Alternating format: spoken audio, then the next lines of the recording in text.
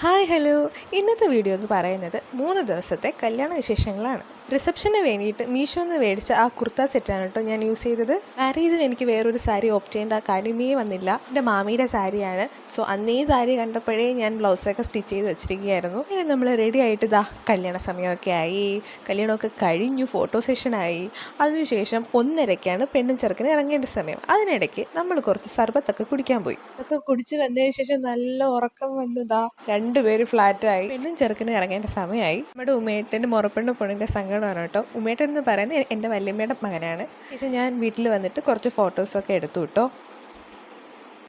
അതിനുശേഷം റിസപ്ഷന് പോകാൻ വേണ്ടിയിട്ട് റെഡിയായി. റിസപ്ഷന് വന്നാലും നമ്മുടെ ഫസ്റ്റ് മുഖ്യം ഫുഡാണല്ലോ. ഇതാണ് നമ്മുടെ ഉമേട്ടൻ. 10 ദിവസത്തെ ലീവിന് വന്നിട്ട് 10 മാസത്തെ ഫുഡ് അടിക്കുകയാണ് ചേട്ടൻ. ഇതൊക്കെ കഴിച്ച് കഴിഞ്ഞ് പെണ്ണും ചെറുക്കൻ tata bye bye see you ഒക്കെ പറഞ്ഞിട്ട് ഞങ്ങൾ തിരിച്ച് വീട്ടിലോട്ട് വന്നു. നെക്സ്റ്റ് ഡേ തിരിച്ച് റിസപ്ഷൻ ഇങ്ങോട്ടും. അതോട്